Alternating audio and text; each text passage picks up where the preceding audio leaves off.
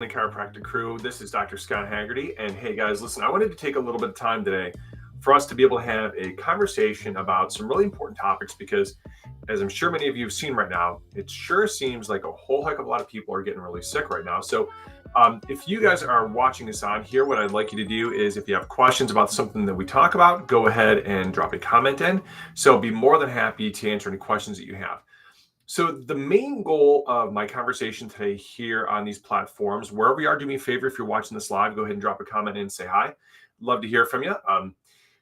I want to talk about the really important role of the autonomic nervous system in regulating our immune system because this is something that is really heavily overlooked in most of everything that you look on social media. You never hear anybody that says, "Oh man, get your vagus nerve stimulated so your immune system's strong."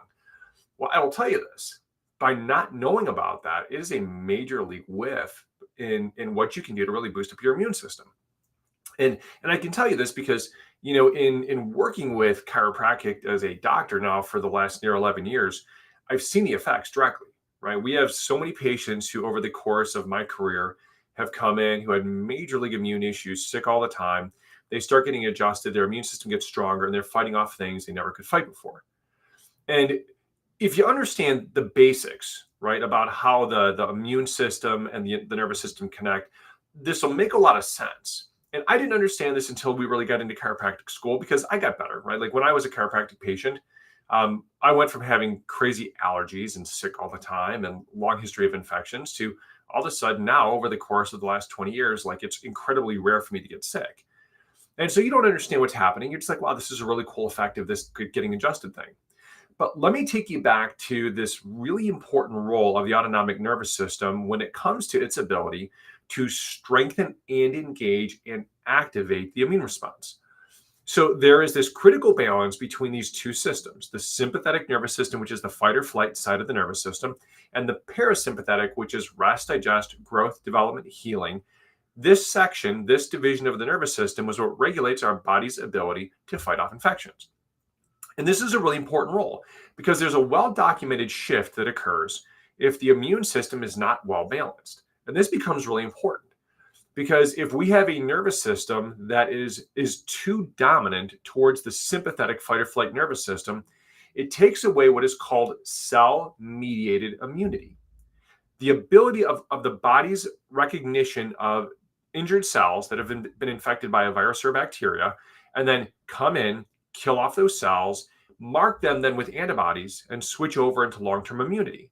Well, the Th1 parasympathetic driven side of the immune system, that's its primary job. When it detects an infection via the nerve receptor cells, sense the area being infected, it sends in the immune system. The cell-mediated immune system comes in, marks those cells, kills them off, creates antibodies, so now you have long-term immunity. Well, one of the things that you have to understand is that the vagus nerve runs that. And so if you have a high functioning, well balanced autonomic nervous system, good tone in the vagus nerve, then your body's ability to tag, go after, and kill off infections is going to be strong. If you have a nervous system that it's dominant towards the sympathetics, then what happens is that your nervous system is not able to come in, kill off those cells effectively, but it has a dominance towards what they call antibody mediated immunity.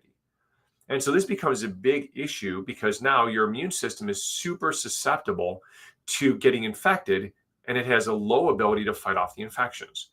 So, how do you fix this? Well, let's start first and foremost with understanding that you have to actually know that it's there. One of the best tools that has been created over the course of the last probably 50 years to be able to understand the balance between these two systems is a thing called a heart rate variability. Now, if you're an elite patient, and if you're an elite patient on here, guys, say hi. I'd love to hear from you. I want you to understand that the HRV technology is something that is the best known tool for assessing the direct balance between the vagus, parasympathetic, and the sympathetic so that we can see which of those two systems is out of balance, too much sympathetic tone, too much parasympathetic tone, or right and finite balance, able to manage things while the way they're supposed to. If that happens the way that we want it to, right, you can fight off anything. You've got a great response. Doesn't mean you're never going to get sick, but your body's ability to fight effectively, get back to health really quickly is going to be at its maximum potential. Okay. When you look at an HRV, right, and the one that we use is a resting HRV. So it allows us to be able to see the balance point between those two when the nervous system is not under stress. And I happen to love that because we know that if your nervous system is under stress, then the variability, the adaptability is likely going to be poor if you have a poor adaptability to stress when you're at rest. So when we look at an HRV and we see that a person's got a sympathetic dominance, in the vast majority of cases, we also see that there is a high connection to them having a lot of illnesses in their history, whether it's allergies, because what ends up happening is if you have a sympathetic dominance, it also triggers IgG and IgE responses to be higher, which are your allergic responses.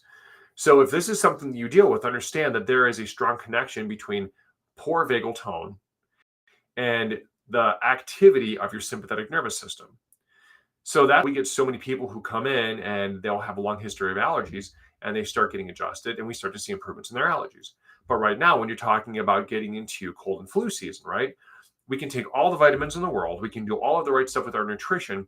But if our nervous system isn't able to do the front end work of recognizing, hey, I'm getting infected, and then effectively send the system into to an attack mode against the infection, then your body won't be able to react the way that it's supposed to. So if we see on an HRV that a person's got a sympathetic dominant nervous system, then we know that their ability to fight off infections is going to be low. Because there was a study that I was actually just pulling up here, and I'll share my screen with you guys so you can see this here in a second.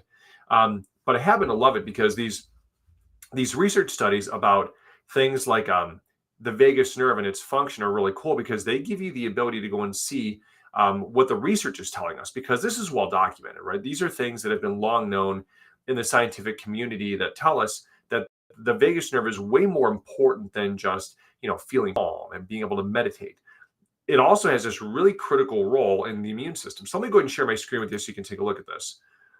I want to show you this really interesting paper that I found. I actually saved it into my documents because I think the way that these things work in terms of research studies is they go through and they measure specific things. And so this one here, when they perform this study, I'll share the title. It says the vagus nerve and the inflammatory reflex linking immunity and metabolism. So this is one that was relating to things like causal issues with things like obesity related inflammation and metabolic complications. But this is one of many studies that has been performed on the role of the vagus nerve. And so it's interesting when you look at like the conclusions on this, because they show this strong connection. It says the inflammatory reflex mediated by the vagus has been successfully exploited therapeutically in preclinical models of diseases with etiologies characterized by excessive inflammatory responses. Insufficient vagus nerve cholinergic output may have a causative role in the dysfunctional immune and metabolic regulation observed in obesity, as selective activation of the efferent cholinergic arm of the inflammatory reflex attenuates both inflammation and metabolic derangements. Okay, so now, lots of science in there. So let's take that and just break it down into a couple of really simple pieces. One, the vagus nerve has this really important role in regulating the inflammatory response. So if it works the way that it's supposed to, it has the ability to dampen down inflammation. The reason why folks that are being measured in this study are important because obesity is a chronic inflammatory state. And so what they're talking about is that there's a disruption in the ability of the vagus nerve to properly manage, attenuate, which means regulate, dampen down the inflammatory response in people who are obese, because they are in a state typically of sympathetic dominance, high levels of inflammation, and there's poor ability of the vagus nerve to be able to regulate the inflammatory response. So other studies have been done talking about this thing called the polymodal vagus, where it talks about some of its different functions being things like social emotional, somatosensory, which means like body and sensory, and then regulating things like our movement because it has these other integrative roles, but also the inflammatory responses. And so a high functioning vagus, a vagus nerve that is well stimulated, is going to be able to mount big, profound responses to infections that we get exposed to. If it's not able to do that, then what's going to happen is you're going to get chronically sick, no matter what type of nutritionals you're taking, because of the fact that the immune system and the nervous system are not able to act effectively to get you to a place where you can fight these infections off whenever you're getting exposed to them. Okay. So now, how do you change this? So let's talk about tactics. Number one, obviously, if you are a chiropractic patient at a lead or another place, Whenever you get first signs of an infection, especially if you are in a state of high stress, get adjusted more often. One of the things that HRVs have shown very clearly in all the case studies and things that we've done, even in clinical research here, is when you get adjusted, there is an instantaneous activation of the vagus nerve. Your heart rate variability improves. The other side is that you want to be very aware of the foods that you're putting in so that they're not creating dominance towards the sympathetics, activating the fight or flight responses.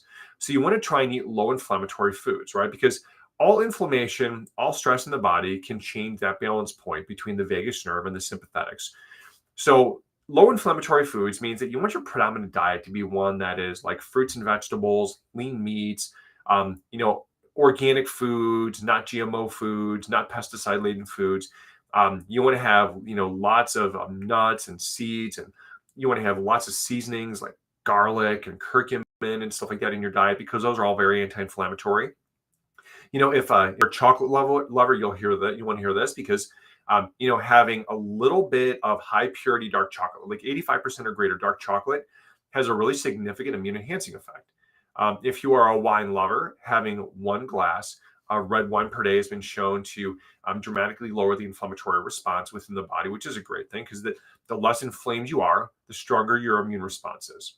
Getting regular exercise is really important, whether you're an adult or a child, because one of the biggest things you have to think about, especially when you're talking about stress, is that lack of movement equals accumulated stress. So if you're feeling stressed right now and you're also not getting a lot of movement and exercise, understand that the fastest way for you to lower your stress levels is doing the things that we talked about, increasing your amount of exercise and movement that you're getting on a daily and weekly basis. This will dramatically improve the way that your nervous system is able to handle stress. If you're dealing with high levels of emotional stress, you want to make sure that you are setting aside time to do things such as meditation. You want to spend time in deep breathing. You want to make sure that you're having, self-care things like, it'd be great to be able to do things like times of just like flow-based meditative yoga. Getting massages are also great too, because mechanoreceptor input from massage helps to lower stress responses within the body. There's also apps that you can use, like we've talked about in our previous videos. You can use things like the Brain Tap app. There's also the Apollo Neuro Bracelets, which are wonderful. There's lots of these little tools that are out there. If you use the Calm app, things to help with guided meditation, those are great tools. There's even things like tapping, and tapping has been shown to be a very effective tool. Acupuncture is a great tool. Anything that you can use to get your nervous system calm will have a profound impact on your immune function. So I would definitely encourage you that any of these different tools that we talked about today, right, start trying to implement those. If you have a weakened immune system right now, and you're under chiropractic care, get adjusted more often. Because what you'll find is that if you do get sick, you're going to get better faster. You'll also find that your immune response becomes bigger. And let me give you a perfect example. We have a little boy that started care in our office last week. Long-standing history of ear infections. A couple years old, already been on antibiotics 6 times, really dealing with major issues. Never been adjusted before. Mom and dad found us through Google, I believe it was. Came in, went through his exam, went through his report, got his first adjustment end of the week last week. And after his first adjustment, this little dude had crazy amounts of drainage, like so much so. And you know this, like if you've ever had a ton of sinus drainage, it can make you nauseous. This little dude got adjusted, had so much release of fluid from his inner ear and sinuses. They went to the park after getting adjusted. Mom said he threw up because he had so much mucus that had gotten into his belly. And this is it sucks that he threw up, but on the other hand, it's also a great thing because his body started to drain out, because his nervous system for the first time started to do what it was supposed to do, which is, number one, drain the fluid. 2, activate the immune system, because by getting adjusted, it activated his vagus nerve. It also set in motion his body's ability to drain, because that vagus nerve sends branches up off the brainstem into this muscle from the hard palate to the eustachian tube called the tensor veli palatini that also causes drainage of the inner ear and the sinuses. The vagus nerve is really important. It connects into so many different things. And this is obviously something like if you have a child that deals with ear infections and chronic infections, especially this time of year, all these things that we're talking about are really things that you want to make sure that you're trying to implement in your life for yourself and for your family, because it can prevent so many of these different infections that your kids are going to be exposed to at school, out in the environment, whatever. whether it's in daycare settings or in classroom settings or whatever it might be, or sports. So I would definitely encourage you to look towards, implementing these things into your daily routine so that you can start seeing these effects with yourself and your children. Now, when we talk about like foods and inflammation, right? There's a couple of different things that I want to talk about here just to make sure that you understand. A couple of big things as the holidays come up that you want to know about when it comes to lowering inflammatory levels. So last weekend, Dr. Lena and I did a workshop called Healthy for the Holidays. And it's so easy to get into the habits of making the foods the same way, not thinking too much about what's in them. And I'm not saying that you need to go and change everything, but I would encourage you to start making some small changes and looking into how to make some of these small changes to lower the inflammatory levels of your holiday meals. I know in my family, my wife has done an amazing job of really working to bring down the glycemic index, which is the sugar content of the foods that we eat over the holidays. And she has successfully gone gluten free on every aspect of the meal. And that includes if we have, things like stuffing, if we have things like any kind of breads, any bakery, all of those things are 100% gluten free. You use only anti-inflammatory fats, right? And if you want to learn more about this, drop these in the comments wherever you're watching this. We can make additional videos about this. I can get Dr. Lena on here. We can talk about these things to help you to know exactly what you need to do, because I think it's important you understand this stuff. But like, let's take for example, right? So with stuffing, most people don't realize that if you use a really good gluten-free, like a gluten-free bread, like for example, Char makes a really good tasting gluten-free bread, Schar. It's sold in the gluten-free section at just about every store. That is the brand that we use the majority of the time whenever we make our stuffing. It is an apples to apples replacement. You can use that instead of the regular white bread or the whole grain bread that you would use for your stuffing. Nobody will notice the difference. It tastes just as good. My wife bakes it up, works with it exactly the same way. Nobody knows any different, and it tastes fantastic. When you're looking at things like gravies, one of the best replacements that you can use for things like gravies would be things like namaste flour. Now, namaste is a cup to cup equal trade-off for wheat flours. My wife uses namaste flour for literally any and everything that relates to cooking and baking where you would normally use flour. So like if you're making a gravy, all you do is use equal amounts of wheat flour, of the namaste flour, in exchange for your wheat flour. It tastes fantastic. You'll notice no difference, nor will any of your guests or family members. So just use that as a replacement. You can buy it on the shelves at Costco, and just about every grocery store has namaste flour now. And it's really easy. I mean, it's the baking instructions, if you're making bakery, have to be modified slightly. My wife can go through in additional videos and help you with that if you would like. But when you're doing baking, right, she substitutes it out on a cup by cup basis. She doesn't use Crisco for shortening, and she uses a thing called Spectrum, which is a palm oil shortening. Now, one of the things you have to understand about why this really matters is that palm oil shortenings are anti-inflammatory versus Crisco, which is a saturated fat shortening. It's all trans fatty acids, long chain saturated fats, very, very bad stuff. So if you use the Spectrum, in place of using Crisco, you've taken something that was an extremely inflammatory fat and replaced it with a very anti-inflammatory fat, because palm oil is way different in its chemical composition than is Crisco. So that'd be a real easy one. There's other things too that she's done, which I think would be very easy to implement, is she replaces regular old cane sugar, which is very high on the glycemic index, with coconut sugar. And it's become probably her favorite sweetener to use when it comes to baking. Coconut sugar is a lower glycemic index sweetener that comes from the coconuts. And it tastes great. You won't notice the difference. And she's made lots of things with it. So for the event that we did over the weekend, the Healthy for the Holidays workshop, she made pumpkin chocolate chip cookies, so people could get an example of what these things taste like when you use the namaste gluten-free flour, as well as the replacement of coconut sugar and using these anti-inflammatory oils. Tasted fantastic. Nobody knew the difference. Everybody was like, wow, these things are fantastic. So that would be an easy one for you to go and put into your meals as a replacement for your regular old white sugars, cane sugars. And the one thing I want you to keep in mind too is that whether or not it's organic sugar, it's still high on the glycemic index. So although being organic is better, it's better if you have a lower glycemic index sweetener that has a lower impact on your blood sugar, because the glycemic index is so high on sucrose. You're talking a glycemic index of in the upper 80s. Whereas when you use coconut sugar, it's a glycemic index of 55. That's a drastic difference in the speed at which your blood sugar is going to spike. The other component to glycemic index is glycemic load, and we can talk about that in another video. But knowing that glycemic index is lower is a big thing, because it means there is going to be a much slower spike to your blood sugar, which means much lower inflammatory levels. The other component to glycemic load, right, is the size of the meal.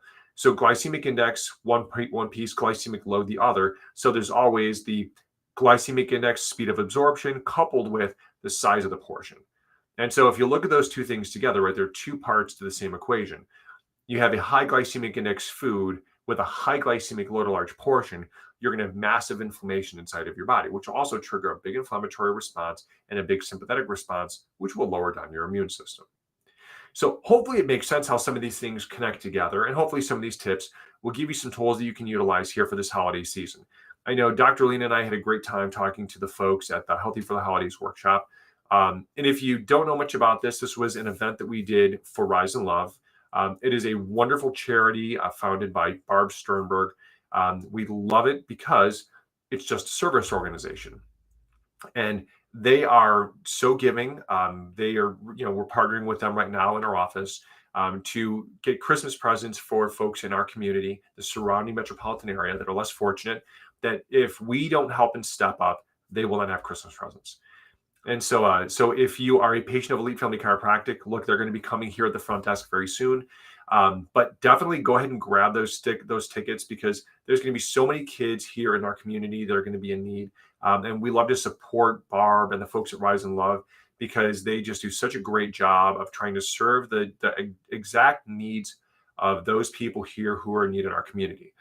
They do food preparation. They do, hundreds of meals per month. For people in need in our community. They do groceries. They're taking care of immigrants coming in from the Ukraine. Their services they perform are just wide and vast. They've also partnered with Elite Family Chiropractic because, as many of you know, right, there's a cost associated with any type of care that you do anywhere. And one of our passions has been to create a fund where we can help folks who are less fortunate, who do not have the financial resources to receive care in our office. So we have partnered with Rise and Love, where their nonprofit is going to act as a board to provide scholarships or grants for care here at our office. And so one of the things that we wanted to do for a very long time was to create community education. She said, if you do community education for us, we will host for you the scholarship fund, so that they can act as the board to review all applicants and distribute the funds to those in need. And we said, gladly. We do all of our workshops for them for free, and we'll be doing them ongoing here throughout the next many years, hopefully, all on nutrition and health education for those who otherwise would not have access to the kind of health information that we have been so blessed to be taught here through our educational process as chiropractors. So if you are someone who feels like you would like to help out, so don't hesitate to contact the folks at Rise and Love and make a donation. I would encourage you to. It would be really, really helpful for folks in our community who have children that are struggling. If you have questions about that, obviously drop a comment here, and I can also provide links and information if you'd like to know more. If there are things you'd like to talk about in future videos, do me a favor, drop that in the comments wherever you're following this, and we will create all of our videos based upon what you're looking for. So, guys, I hope this was useful for you. I know that there was a lot of different things we put into today's video, but I make this content for you. I make this because I want you to know everything that we know, so that you can have access to just tremendous resources for free to improve your health and your wellness. Got nothing to sell, not asking anybody to become patients. I want you guys to get all this health information for free, so that whether you're a patient or not at our office, I want you and your family to have just amazing health and know exactly how to implement these things in your life. Okay. So guys, I hope this was helpful. Hope you got some value. If it was, do me a favor, let us know. Drop a like on the video. If you are following us on YouTube, do us a favor and go ahead and subscribe to the page for future videos. If you are watching us on Facebook and you're not currently a follower of our page, do me a favor and follow and like our page. Okay. Guys, God bless you all. And for those of you who are on here, if you have questions, don't hesitate to send us messages here. Either you can DM us or drop comments beneath, and we'll create future videos in response to what you're asking.